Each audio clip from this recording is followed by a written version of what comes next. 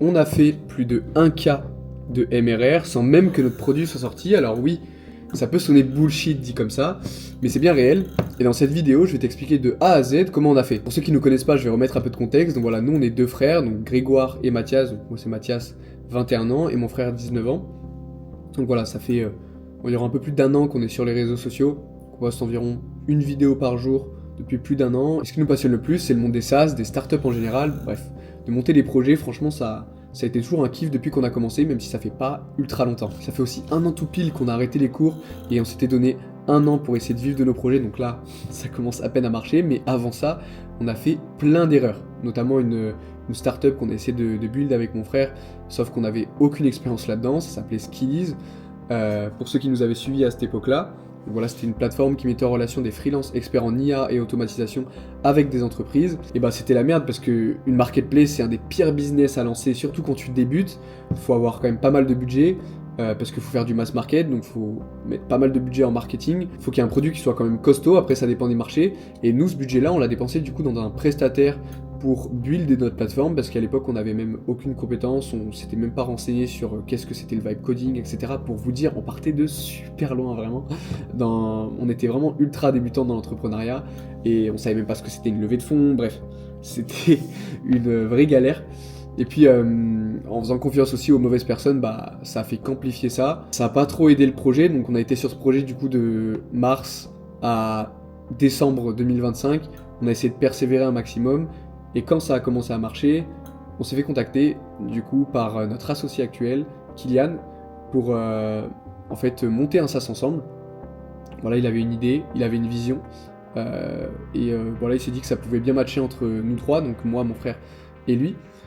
Et puis en prenant un call avec lui, on s'est direct bien entendu, on s'est entendu sur un deal. On s'est dit ok, pourquoi pas lancer du coup ce SaaS là, donc une alternative à Google Analytics qui s'appellera Visitors. Là, elle est toujours en cours de construction. Et on a un dev et un designer du coup à temps plein qui taffent sur ce projet. En soi c'est un SaaS B2B et c'est surtout un marché qui est ultra profond, c'est-à-dire qu'il y a énormément de concurrents déjà, qui font déjà plusieurs millions d'ARR, mais bah c'est trop bien parce que du coup ça prouve bien qu'il y a un marché. Nous on n'a pas cherché à réinventer la roue, on n'a pas cherché, on va dire, à devenir les prochains Zuckerberg. D'ailleurs ça je pourrais en parler dans une vidéo d'ailleurs parce que il y en a énormément qui essayent de build un produit dans leur chambre, etc. en pensant que voilà, c'est un produit qui n'a pas de concurrent, donc c'est incroyable. Du coup, il n'y a pas de concurrent, je tiens le truc de l'année, je vais devenir milliardaire. Alors que pas du tout. Dans la plupart des cas, ça se passe pas comme ça, et ça se passe du coup à l'inverse, où en fait, bah, c'est juste que bah, pour ton produit, il n'y a pas de réel besoin, il n'y a pas de réel marché, il n'y a pas une demande où en fait, bah, les personnes sont prêtes à acheter ton produit.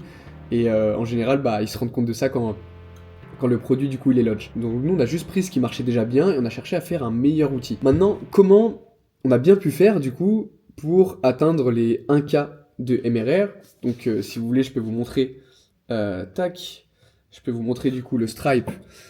Hop, le Stripe. Donc voilà, il y a eu 12K, 12K4 donc, de dollars collectés. Le MRR, donc ça charge. Voilà, hop, 1031 dollars de MRR et du coup 12K4 d'ARR.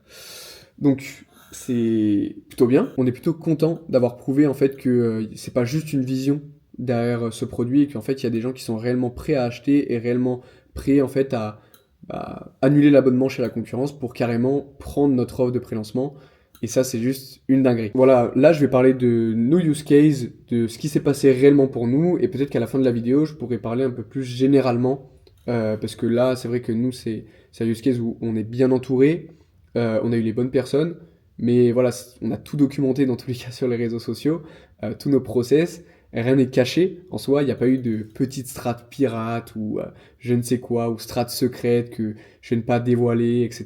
Parce qu'en soi, j'ai pas peur de ça. Moi, je sais que dans la plupart des cas, avec mon frère, on est déjà beaucoup trop loin parce qu'on est ultra régulier et surtout on exécute beaucoup trop vite. En plus, on est deux, on a les mêmes visions, on a les mêmes ambitions, donc forcément, ça va super vite. On n'a pas besoin de se parler, de brainstorm pendant toute une journée pour se dire ok, demain on va faire ça, nanana. On a les idées, on y va, on exécute, on a B-test et let's go. Donc c'est exactement ce qu'on a fait. Et maintenant, je vais partir du premier point, c'est dès qu'on a eu l'idée, on en a parlé, que ce soit autour de nous, que ce soit à notre cible, donc que ce soit sur LinkedIn, sur Instagram, on a commencé à envoyer des messages à voilà, des connaissances, des amis entrepreneurs qui pourraient être intéressés du coup par ce tool. Et au-delà de ça, on en a parlé sur tous les réseaux sociaux en créant du contenu, que ce soit sur Instagram, TikTok, LinkedIn, Reddit, Twitter, partout, partout, partout, partout. On a essayé de mettre en place une stratégie d'omniprésence, vraiment avec mon frère, parce que bah déjà le game de la personal brand, c'est juste trop fort en 2026. Ça, pareil, je pourrais en faire une vidéo, je vais me répéter, mais je pourrais en faire une vidéo parce que c'est tellement important, que ce soit bah, que tu builds un SaaS ou que ce soit dans n'importe quelle industrie. Le game de la personal brand, c'est un game long terme, mais en même temps, c'est trop trop fort parce que, bah, imaginons moi, voilà, avec mon frère, on aurait eu une idée en fait qui était complètement pourrie. À côté, bah, en fait, on build une audience, que ce soit juste sur Instagram, mais juste sur un réseau social. Bah, c'est trop fort parce que ensuite, dès que j'aurai une autre idée, si cette idée marche, bah, en fait, le marché va me le prouver super vite. Peut-être que la vidéo va percer. Peut-être que, bah, en fait, moi, je vais pouvoir book des calls de démo ultra rapidement. Et là, bah, en l'occurrence, c'est ce qui s'est passé du coup avec Visitors. Pareil, il faut arrêter avec ces fausses croyances de dire ah, mais non, mais l'idée, voilà, j'ai peur qu'on me la vole.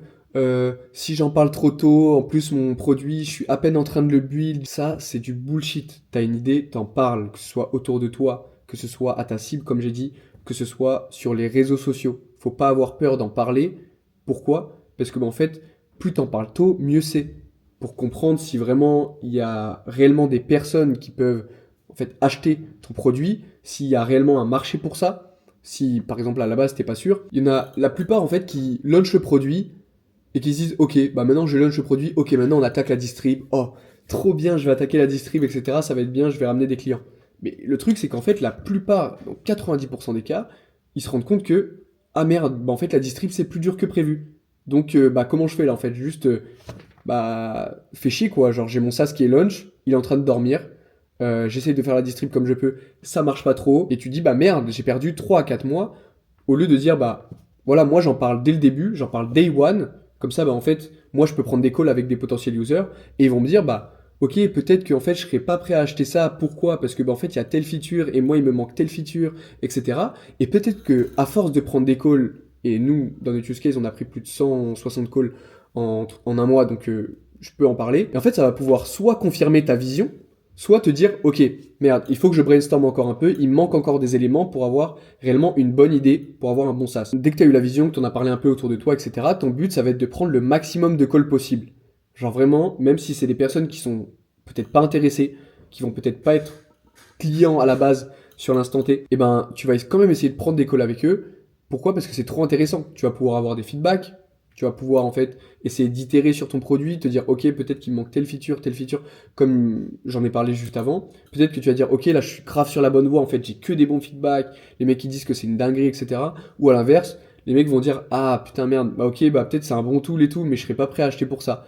Ok et en fait là tu vas essayer de leur demander pourquoi, tu vas en fait avoir déjà des premiers feedbacks et ça va permettre en fait de te mettre sur le bon chemin pour ton produit. Et du coup grâce à ces premiers calls où en fait tu viendras leur poser des questions sur les potentielles problématiques que pourrait résoudre ton tool, les problématiques qu'ils ont eux au quotidien, que ton tool vient résoudre. Voilà, ça dépend si c'est du B2C, du B2B, on peut adapter du coup la trame. Mais grâce à ces calls-là, en fait, tu vas pouvoir déjà attirer des potentiels users grâce à la vision que tu vas leur donner, sans même devoir faire une démo. En parallèle de ça, nous, on a continué chaque jour à faire une stratégie de building public, où en fait, on parlait de notre produit, on parlait de nous autour de notre produit, on parlait en fait des avancées de notre produit, on parlait de certaines fonctionnalités. D'ailleurs, j'ai toute une stratégie de building public que j'ai piqué en fait à un mec aux US et qui marche juste trop bien pour nous et qui convertit surtout pas mal, j'ai remarqué, par rapport à juste une strat de building public où tu es là, tu racontes des histoires un peu bullshit, tu racontes que ce que tu as mangé hier soir, etc. Bref, les gens s'en foutent quoi. Les gens en fait veulent que tu parles de ton produit, les gens veulent voir à quel point ton produit est intéressant pour eux ou pas. Et il faut juste travailler ton angle marketing en un message clair, et c'est tout quoi. Genre le reste, faut arrêter de vouloir faire les influenceurs. Moi, je veux pas devenir un influenceur. On veut juste être des mecs qui documentent la construction de leur outil, quoi. Ce qui s'est passé ensuite, au bout de 1 mois et demi, c'est qu'on a commencé à réfléchir à une offre de pré-lancement. Donc après 1 mois et demi à prendre des calls, 1 mois et demi à poster une vidéo chaque jour sur Instagram, TikTok, à poster du contenu sur X, à poster du contenu sur LinkedIn, à poster du contenu sur Reddit. On s'est dit, ok, ça pourrait être pas mal de mettre en place une offre de pré-lancement. histoire d'aller prouver qu'il y a un réel marché sur notre produit, d'aller prouver que en fait il y a une réelle traction aussi, parce que je sais que la première vidéo qu'on a publiée sur Instagram par exemple, sur le fait qu'on allait concurrencer entre guillemets un des plus gros outils de Google, bref c'était un peu notre angle marketing, ça a fait 50 000 vues, donc il y a eu quand même pas mal de traction pour un outil B2B sur Instagram, et même sur TikTok ça a fait pas mal de vues, donc ça nous avait un peu choqué à ce moment-là, donc on s'est dit pourquoi pas essayer d'aller récolter de l'argent le plus rapidement possible avant même que l'outil sorte, parce qu'on savait que c'est un outil qui ne prend pas juste 30 jours en le vibe codant, que ça y est on va le launch comme ça, on savait que c'était un outil qui était quand même complet et qui devait prendre du temps, donc on s'est dit pourquoi pas en attendant essayer de récolter un maximum d'argent pour faire grossir le MRR le plus rapidement possible tout simplement. Et je pense que c'est la meilleure stratégie aussi à adopter, par exemple parce que la plupart des SaaS founders qui ont une bonne idée ou qui pensent avoir une bonne idée, ils sont stressés la plupart du temps parce qu'ils savent pas réellement. Ils attendent que leurs produits sortent, comme je disais, et en fait, ils savent pas réellement s'il y aura un marché, si vraiment les gens seront pas à payer ou pas. Ils sont un peu stressés, etc. Et donc, même rien qu'avec des designs Figma, tu peux concrètement vendre ton produit avant même qu'il soit lancé. Et je vais l'expliquer dès maintenant. Premièrement, quand on a réfléchi, qu'on a brainstorm sur cette offre de prélancement, on s'est dit, ok, comment en fait on pourrait s'y prendre pour faire une offre de prélancement limite irrésistible que personne ne pourrait refuser au vu de la vision qu'on avait sur notre outil et au vu du coup du pricing, parce que du coup pareil, ça sert à rien de commencer à prendre des bêta-testeurs gratuitement, ils vont pas réellement être impliqués. Du coup, au moment où vous allez sortir votre produit en avant-première, ils vont pas réellement être impliqués. Il va falloir les relancer, c'est chiant. Donc, faites-leur payer ça, c'est des croyances limitantes dans votre tête, mais faites-leur payer. Et même moi, c'était des croyances que j'avais, on m'a débunk là-dessus. Faites-leur payer directement, juste mettez en place une offre de prélancement tellement irrésistible que ce soit tellement dur pour eux de refuser cette offre au moment en fait où vous faites un call avec eux. Donc, on a réfléchi là-dessus. Pour notre use case, c'était 206 euros par an, du coup, un tarif à vie. C'est-à-dire que nous, on a joué sur le fait que la plupart des alternatives à Google Analytics, ils facturaient au nombre d'événements qu'il y avait sur les sites internet. C'est-à-dire qu'un client à eux, qui a un site internet qui fait 25 millions d'événements, ils vont le facturer peut-être 500 euros par mois. Un site internet qui fait 10 000 événements, ils vont le facturer que 9 dollars par mois, par exemple. Et en fait, plus le site internet va faire d'événements, et plus on va facturer cher. Et ça, c'est la plupart des outils qui facturent déjà comme ça. Et les événements, c'est quoi? C'est des vues de page, des scrolls de page, des clics sur des boutons, quelqu'un a acheté par exemple sur ton site, quelqu'un a booké un call avec toi. Bref, c'est tout un ensemble d'événements que va faire du coup un visiteur. Et un visiteur peut faire énormément d'événements si par exemple il refresh ta page à chaque fois, qu'il visite ta page plusieurs fois sur la même journée. Bref, ça peut aller très très vite. Donc on a joué là-dessus, on s'est dit ok, on va foutre une offre de prélancement avec un tarif déjà à vie, c'est-à-dire que ce sera un abonnement à l'année déjà. Ça j'ai oublié de le mentionner, mais quand vous vendez une offre de prélancement, forcément, je ne l'ai pas mentionné parce que pour moi c'est logique, mais forcément, du coup c'est une offre à l'année. C'est pas une offre où en fait tu vas te dire ok tiens toi tu payes 9 euros ce mois-ci et après tu commences à payer 9 euros par mois. Bah non, tu payes une offre à l'année. C'est juste de la logique en vrai parce que tu vas pas faire payer à quelqu'un 9 euros si en fait le mois prochain le produit il est toujours pas sorti et il va repayer 9 euros. Bref, faut faire payer à l'année, faut fidéliser déjà ces premières personnes-là avec pareil une offre qui est un peu irrésistible, c'est-à-dire que là nous on a mis à 206 euros, c'est un tarif à vie, événement illimité, donc c'est pour ça qu'on dit tarif à vie, ça veut dire que cet utilisateur-là, même dans 10 ans, il paiera 206 euros. Et c'est pour ça aussi que en faisant cette offre-là, elle soit difficile à refuser en appel, donc les appels je vais en parler par la suite, mais ce soit difficile à refuser en appel, pour que en fait les mecs que tu as en appel, tu puisses même pas les closer et qu'ils puissent directement te demander en fait de passer la CB en call. Une fois qu'on a établi une offre de prélancement claire, qu'est-ce qu'on a fait? On a réfléchi au tunnel maintenant. C'est-à-dire un tunnel pour booker un maximum de calls et anticiper les potentiels no-show qu'il va y avoir. Là-dessus, c'était super simple. On a commencé à créer un talier autour du problème qu'on avait déjà remarqué du coup chez nos potentiels users, à force de prendre des calls, comme j'en parlais au début. Et du coup, pareil, poser des questions de savoir déjà s'ils utilisaient des outils d'analytics. Là, moi, je prends mon use case. Savoir si, voilà, en quoi, en fait, ils auraient réellement besoin de visitors, etc., etc. Et surtout, prendre les infos personnelles comme le mail et le numéro de téléphone. Donc, peut-être vous allez vous dire, ah, mais non, mais au début, non, il y a moins de personnes qui vont apply si je fais ça, etc. Si je demande le num, les gens ils sont plus réticents. On s'en fout. On s'en fout. Pourquoi? Parce que bah, nous, on s'est rendu compte que le meilleur tunnel possible, c'était le Tally. On avait le numéro de téléphone, on les contactait sur WhatsApp, ils bookaient un call avec nous, on les relançait sur WhatsApp s'ils ne nous répondaient pas, mais ils finissaient toujours par nous répondre parce que c'est sur WhatsApp, et ensuite ils bookaient un call directement sur le calendrier de mon frère, et ensuite c'était la prochaine étape, c'est le call. Pour vous donner un ordre d'idée, en créant du contenu autour de notre produit depuis le jour 1 sur tous les réseaux sociaux, et ben on a réussi en mettant par exemple ce Tally du coup dans nos bios, en story, faire on va dire pas mal de séquences story par rapport à notre outil, etc. On a réussi à book 60 calls en une semaine, la première semaine où on a annoncé l'offre de pré-lancement. Donc on a fait pas mal de posts LinkedIn dessus notamment. Les posts Instagram n'ont pas super bien marché, même sur TikTok ça n'a pas énormément marché, mais ça a très très bien converti au sein de notre communauté, donc que ce soit en story, et sur LinkedIn pareil, ça a pas mal marché quand même honnêtement, les publications. Donc au total il y avait plus de 60 calls bookés, et ça on parle juste de la première semaine. Donc le WhatsApp de mon frère, genre, c'était une pagaille, genre vraiment il avait du mal à la fin, parce que du coup forcément t'as une tonne et une tonne de leads qui rentrent sur ton WhatsApp. Et du coup, comment ça s'est passé concrètement en call? Déjà, premier point, sur la première semaine, sur les plus de 60 calls, je crois qu'on avait 65 calls en tout, il y en a 55 qui se sont présentés. Donc il y a eu que 10 personnes qui ne sont pas venues. On pourrait dire que 10 personnes, c'est waouh, et tout, etc. Mais c'est pas beaucoup en vrai. Surtout pour un tool qui est pas encore sorti, quoi. Encore le tool, il serait encore sorti, etc. Les gens sont comme des dingues et tout. Il y a eu 55 personnes au total qui sont présentées sur 65, ce qui est plutôt cool, honnêtement. La plupart des personnes nous connaissaient aussi, donc ça rajoutait déjà de la confiance avant le call. On n'était pas juste des randoms comme ça, en fait, que tu rencontres sur Reddit en anonyme, et en fait, moi, je te fais la démo comme ça. Donc ça a facilité beaucoup plus le processus du coup de closing, même si j'aime pas trop dire closing, parce que en soi, c'était plus un call de démo, et en fait, à l'issue de la présentation, ils étaient limite là à vouloir passer la CB à la fin, mais ça j'en parlerai à la fin. Comment ça s'est passé du coup? Quelle était notre trame au niveau des démos? C'était super simple. Déjà, premièrement, il faut s'intéresser du coup à la personne, il faut s'intéresser du coup à ce qu'elle fait.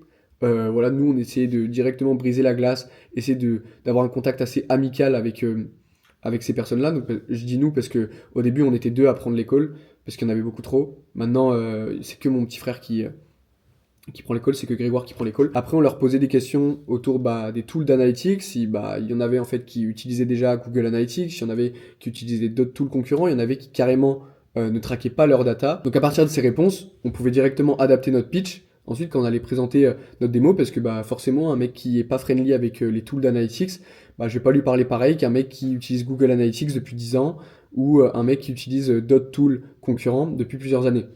Forcément. Et une fois que je lui ai posé plusieurs questions autour de ça, autour de quel tool d'analytics il utilisait, etc., si vraiment lui c'était un problème, quelle problématique il avait avec ces tools-là, etc. En fait, par rapport à toutes les informations que j'ai récoltées avant, c'est-à-dire ce qu'il faisait, donc son business, quel tool il utilisait, etc., par rapport à son use case, moi je vais pouvoir adapter un bon pitch. Et en fait, je commençais à lui partager mon écran pour lui faire une démo en fait de l'outil, mais c'était pas trop une démo parce que notre plateforme n'est pas encore fonctionnelle du coup à 100%, donc moi en fait je voulais pas vraiment faire une démo, et du coup plus faire une démo de la vision du produit, c'est-à-dire les designs Figma. Donc lui faire la démo des designs Figma et lui parler de ses use cases, donc lui parler de toutes les fonctionnalités, lui parler de la vision qu'on a sur l'outil. S'il a des questions entre temps, il nous posait. Le but c'est pas non plus de le bombarder pendant 10 minutes et ensuite est-ce que tu as des questions, etc. Le but c'est voilà, de lui expliquer l'outil petit à petit. S'il a des questions, moi je vais lui demander, etc. pour voir si voilà, c'est un réel échange, quoi. C'est pas plus moi je lui présente l'outil et basta, est-ce que t'es intéressé? Oui, non, non, non. Non, voilà, moi je vais essayer de comprendre aussi en quoi ça peut être intéressant pour lui. Est-ce qu'il y a des features qui peuvent être plus intéressantes que d'autres pour lui, pour son cas? Et moi je vais essayer de l'adapter pour le mettre en avant, pour justement que indirectement ce soit beaucoup plus vendeur en fait. Si moi en fait je parle de mon produit et que je l'adapte pour lui, je l'adapte à son use case, forcément c'est beaucoup plus vendeur que si juste je lui fais une présentation un peu monotone comme je ferais à tout le monde. Et à la fin, une fois que lui il a posé toutes les questions sur l'outil, que j'ai fini de lui présenter l'outil, je lui parle de l'offre de pré-lancement, je lui compare du coup mon offre de pré-lancement comme je vous l'ai expliqué avec l'offre en fait qui seront là du coup au moment du launch, pour lui montrer à quel point en fait l'offre de pré-lancement elle est intéressante. Et du coup en général dans 80% des cas, bah, ils me demandaient de passer la CB, ils demandaient, voilà, c'est où qu'on paye, etc. Donc ça, forcément, bah, quand c'est comme ça, c'est que tu vois que bah, déjà, tu as bien bossé ton offre de prélancement, tu vois que bah, voilà, l'offre de prélancement, elle est assez intéressante pour que eux ils aient même pas à réfléchir. Et un facteur qui est super important aussi, et ça, voilà, j'ai pas envie de dire, voilà, moi, si je peux le faire, tout le monde peut le faire, etc. Nous, ça a marché globalement. Pourquoi? Parce que on a une audience, parce que les gens indirectement avaient confiance en nous, ils nous ont vu building public le produit, et c'est pour ça, tout l'importance en fait du building public, parce qu'en fait ils sont arrivés en call, limite c'est comme s'ils nous connaissaient déjà en fait, ça fait tellement longtemps qu'ils nous suivent, ou ça fait déjà des mois qu'ils nous suivent sur ce produit-là, donc c'est comme si limite aussi ils connaissaient déjà le produit, qu'ils étaient ultra chauds pour payer, donc forcément, tout ce mélange-là amène la personne à se dire, ok, envoie-moi ton lien Stripe, tac, je passe la CB, 200 balles, et en plus voilà, 200 balles, c'est pas comme si c'était ultra cher, que 1000 balles, je dois en parler à ma femme, je dois en parler à mon chien, je sais pas quoi. Donc non, ça c'est des trucs où les potentiels clients qui étaient vraiment notre cible, ils passaient la CB limite sans se poser la question, et les personnes qui commençaient à nous faire des objections de prix, bah, c'était des personnes qui, voilà, soit n'utilisaient pas de tool d'analytics encore, soit bah, en fait était ultra friendly avec Google Analytics, ce qui peut arriver, et n'était pas prêt du coup à dépenser de l'argent dans un tool d'analytics si Google Analytics c'est gratuit, même après la valeur que je leur ai apportée, etc. Ce que je peux comprendre pour certains, même si on va pas se mentir, la plupart c'est des développeurs. Donc la deuxième semaine, on est passé à 40 calls. La troisième semaine, on est passé à 30 calls, donc forcément ça a diminué parce que du coup, nous, on allait book des calls du coup uniquement en inbound. On n'a pas fait du tout de prospection, on a rien mis en ads, rien de tout ça. On n'a mis aucun budget et on n'a rien dépensé dans bah, de la prospection, entre guillemets, du call, etc. Parce qu'on sait que, voilà, pour des SaaS B2B, bah, au début, on peut faire beaucoup de call. Et du coup, sur cette quatrième semaine, mon frère commence à peine à faire du call sur des lignes magnettes sur LinkedIn, donc qui marche vraiment de mieux en mieux. Là, on tape les 500 likes, les plus de 1000 commentaires par post, etc. sur certains posts. Et du coup, grâce aux commentaires qu'il récolte, il va pouvoir les recontacter, mais directement les appelant, parce qu'il a déjà eu un premier contact avec eux. Donc en fait, c'est un peu du call en inbound. Donc au lieu en fait de venir les travailler pendant plusieurs jours en message sur LinkedIn, etc., et que en fait les personnes répondent à moitié, et ben en fait, on gagne énormément de temps. On les appelle directement. En plus, c'est des personnes qui nous connaissent plus ou moins. Il y en a qui vont pas se rappeler qu'ils ont commenté la ressource, qu'ils ont commenté pour avoir telle ou telle ressource, parce que mon frère fait beaucoup de lead magnet. Mais en général, ils vont se rappeler de qui c'est. Et du coup, bah, ça va pouvoir en fait rétablir le lien, casser un peu les barrières. Et surtout, bah, mon frère va pouvoir prendre des calls beaucoup plus rapidement et facilement. Une fois que ces personnes-là, du coup, pareil, ont pris l'offre de prélancement, on les ajoute dans un groupe WhatsApp, Visitors Family, en fait, avec tous les autres bêta-testeurs et tous les membres de notre team. Et en fait, on va tenir au courant des avancées de notre produit petit à petit, donc chaque semaine, jusqu'à la sortie en avant-première pour eux. Bah pareil, on va s'occuper que tout se passe bien, on va essayer de récolter un maximum de feedback, peut-être même des idées. Comme ça, bah, en fait, ça va nous permettre d'établir une roadmap qui est ultra claire sur 3, 6, voire 9 mois. Donc ce qu'on a fait aussi, c'est que il y a une semaine et demie, donc mi-février, on a sorti la landing page en avant-première. Donc c'était, on va dire, la seconde étape après en fait le tunnel du Tally, donc formulaire, ensuite WhatsApp, ensuite book un call, ensuite la personne paye. Là, on a simplifié le tunnel. Donc on a créé du coup cette landing page et ce sera la même landing page quand ce sera sorti. Donc c'est pas une landing page exprès pour l'offre de prélancement, etc. C'est on a sorti notre landing page en avant-première, juste en fait à chaque fois que tu cliques sur un bouton sur la landing page, et ben en fait ça ramène vers le calendrier de mon frère pour book un call directement avec lui pour l'offre de prélancement. Ça permet de voir en fait rapidement aussi pour nos futurs users ou des personnes qui sont plus curieuses ou qui sont plus dubitatives par rapport au fait qu'on va sortir l'outil ou quoi, parce qu'il peut y avoir des personnes comme ça. Et ben en fait on va leur montrer la valeur ajoutée en avant-première entre guillemets que peut avoir notre produit. Donc pareil, il y a un motion design qui va sortir par la suite. Ça ce sera quand ce sera lancé et ce motion design va exploser d'ailleurs.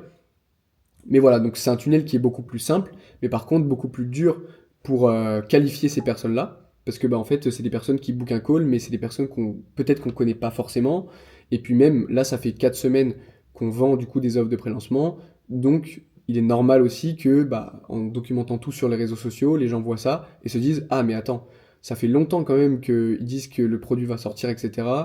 Mais voilà, genre, il sort pas, donc vas-y, bizarre. Et je comprends ces personnes-là. Après, voilà, il y a des retards sur un produit comme celui-là, c'est normal. Des retards, il y en a partout dans le monde des SaaS, et je pense, le jour où il n'y en a pas, c'est qu'il y a un problème. Moi, ça me rend fou, perso, mais c'est comme ça.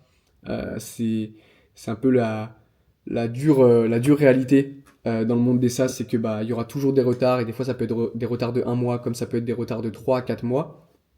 C'est pas facile.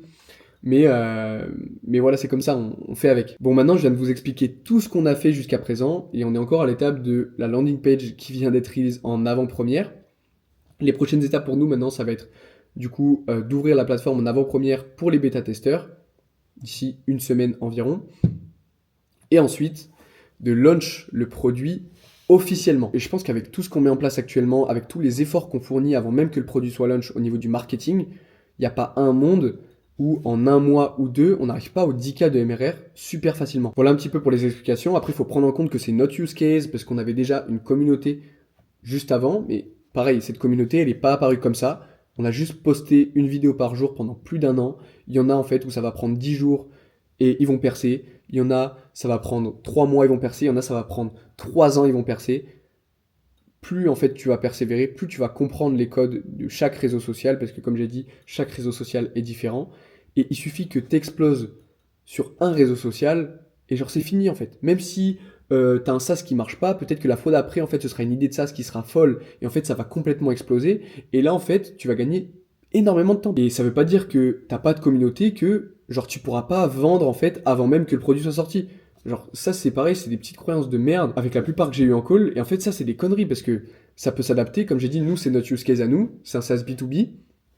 Voilà, pareil, pour SaaS B2C, je recommande aussi de poster sur LinkedIn. Je recommande en fait d'être partout sur tous les réseaux sociaux. Après, voilà, tu as des strates qui sont bien différentes.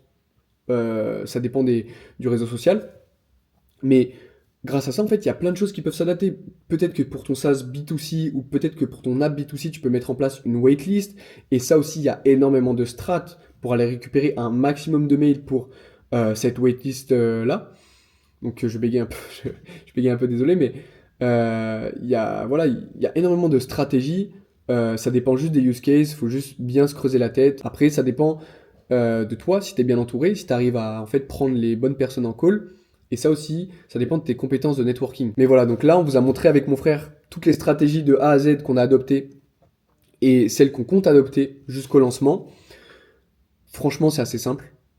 Je vois pas ce qu'il y a de ultra complexe, à part le fait de publier sur les réseaux sociaux, qui peut être un frein pour certaines personnes, ce que je peux comprendre.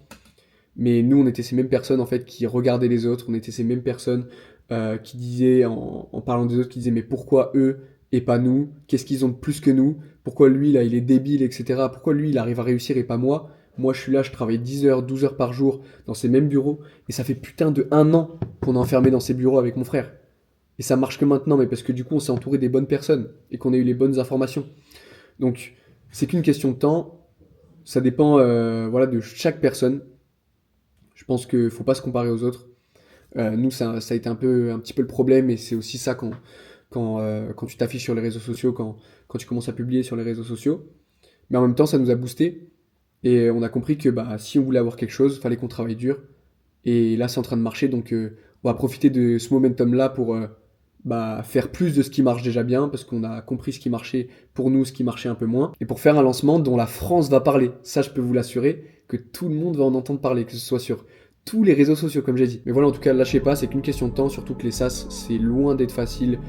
Il y en a énormément que je vois sur les réseaux sociaux, je vais pas citer de nom, mais qui vendent ça comme ok, tu peux créer ton SaaS et le valoriser super rapidement, non, je sais pas quoi. Et c'est des conneries.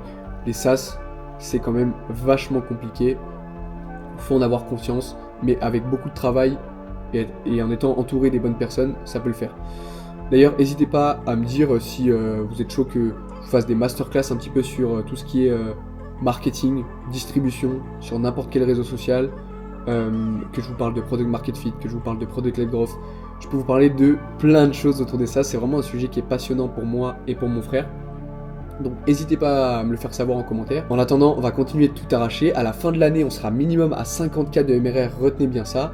Et on compte bien tout documenter sur cette putain de plateforme. Alors restez branchés les gars, ça arrive fort.